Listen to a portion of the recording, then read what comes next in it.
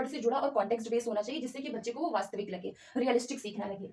उनसे जब कोई क्वेश्चन पूछे बीच बीच में, तो इस तरीके से पूछे कि बच्चे एक की जगह कई सारे क्वेश्चन आंसर्स दें, कई सारे तरीकों से उस चीज को सॉल्व करें, सोल्यूशन दें।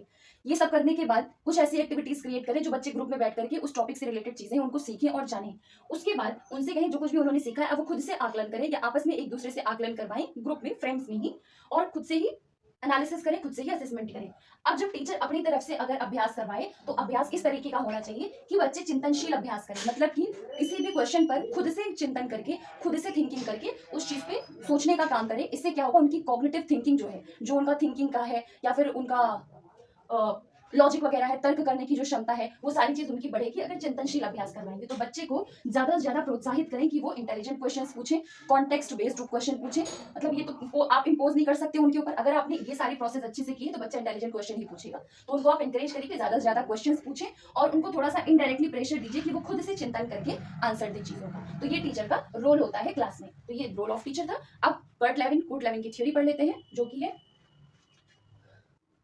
जो कि एक सोशल साइकोलॉजिस्ट थे।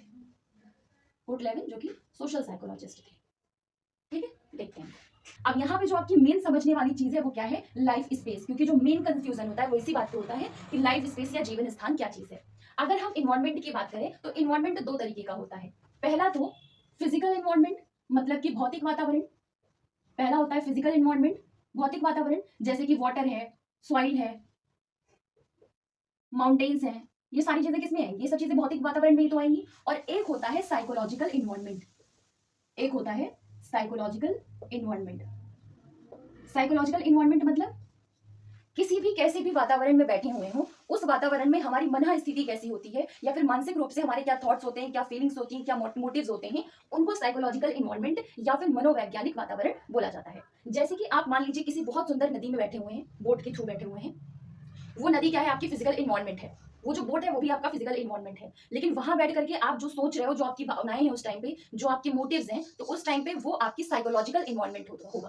तो कुर्ट लेविन ने क्या बोला था, जब फिजिकल इन्वायरमेंट और साइकोलॉजिकल इन्वायरमेंट, जब भौतिक वातावरण और मनोवैज्ञानिक वातावरण, इन दोनों में अंतः क्रिया होती है, तो उस अंतः क्रिया के फलस्वरूप ही हमारा कुछ ना कुछ व्यवहार बनता है, या फिर उसी के फलस्वरूप हम कुछ ना कुछ व्यवहार करते हैं। इनका एक मैथमेटिकल फॉर्म में एक इक्वेशन है कि जो किसी भी व्यक्ति का बिहेवियर होता है, जो बिहेवियर होता है, व्यवहार होता है, वो फंक्शन होता है लाइफ स्पेस का।